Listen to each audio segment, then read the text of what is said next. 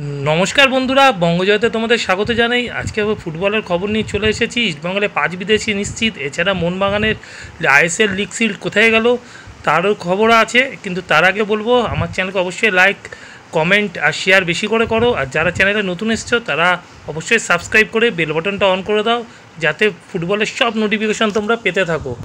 প্রথমে আসি ইস্টবেঙ্গলের খবরে। জানো, এখন দলবদলের মরশুম চলছে, আইএসএল এখনও শেষ হয়নি, কিন্তু সবাই নিজেদের দল গঠন করতে ব্যস্ত। ইস্টবেঙ্গল যেটা নিয়ে প্রতিবার ভোগে সেই বিদেশি ফুটবলার নিয়ে, তাদের কখনোই ঠিকঠাকভাবে বিদেশি ফুটবলার চয়ন হয় না। মরশুম কেটে গেল, কিন্তু এবারে সামনের মরশুমে এএফসি কাপ খেলবে, সেই কথা তারা মাথায় রেখে তারা কিন্তু এখনই 5 বিদেশি চয়ন করে ফেলেছে এবং তাদের সাথে চুক্তি প্রায় পাকাই করে ফেলেছে। এবং বলা যেতে পারে এই 5 বিদেশি আগামী মরশুমে ইস্টবেঙ্গল দলে খেলতে দেখা যাবে। এই 5 জন হলো 2 ডিফেন্ডার জর্ডন এলসে এবং হিজাজি মায়ের, এছাড়া 2 মিডফিল্ডার মাদি দালাল এবং সয়েল ক্রেসপো, এবং স্ট্রাইকারে অবশ্যই ক্লেইটন সিলভা।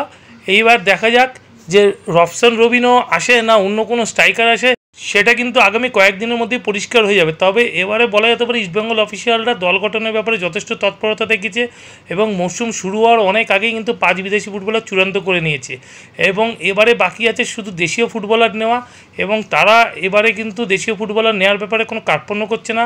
তারা ট্রান্সফার ফি দিয়ে ভালো ফুটবলার চেয়েছে, অবশ্যই ডিফেন্ডারের সাথে আরও যদি ভালো স্ট্রাইকার পাওয়া যায়, ভারতীয় স্ট্রাইকার, তাহলে কিন্তু তারা দলে নিতে কার্পণ্য করবে না। তো দেখা যাক আগামী মরশুমে কিন্তু ইস্টবেঙ্গল কেমন দল করে, আর কয়েকদিনের মধ্যে সেটা পরিষ্কার হয়ে যাবে। এবার একটু মোহনবাগান সুপার জায়েন্টের খবরে আসে। মোহনবাগান সুপার জায়েন্ট গতকাল আইএসএলে লিগ সিল্ড জিতেছে, তোমরা জানো সবাই। তো ওই লিগ সিল্ড জেতার পর একটা বিতর্ক দানা বেঁধেছে যে মোহনবাগান লিগ সিল্ড ট্রফিটি গেল কোথায়। একটি ভিডিও ফুটেজে দেখা যাচ্ছে যে বাক্সবন্দি হয়ে লিগ সিল্ড ট্রফিটি সাদা গাড়ি করে কোথাও চলে যাচ্ছে।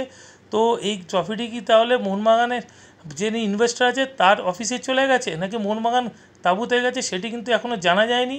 এবং এটা নিয়ে একটা বিতর্ক দানা বেঁধেছে, কেননা এর আগে ডুরান্ড কাপও মোহনবাগান তাঁবু থেকে ঘুরিয়ে নিয়ে ইনভেস্টারের অফিসে চলে গেছিলো। তো লিগ সিল্ড ট্রফিটি কি সেখানে থাকবে? যদি লিগ সিল্ড ট্রফিটি মোহনবাগান তাঁবুতে না গিয়ে ইনভেস্টারের অফিসে চলে যায়, তাহলে কিন্তু কোটি কোটি মোহনবাগান সমর্থকের ভাবাবেগে আঘাত লাগবে এবং এই ট্রফিটি অবশ্যই মোহনবাগান তাঁবুতে ফিরিয়ে আনা উচিত। বিগত দিনে দেখা গেছে ডুরান্ড কাপ ট্রফিটিও মোহনবাগান তাঁবুতে রাখা হয়নি, ইনভেস্টারের অফিসে রাখা ছিল।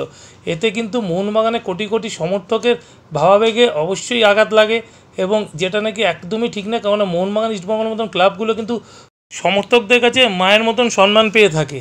তো অবশ্যই আমার মনে হয় এই ট্রফিটিকে মোহনবাগান তাঁবুতে ফিরিয়ে আনা উচিত।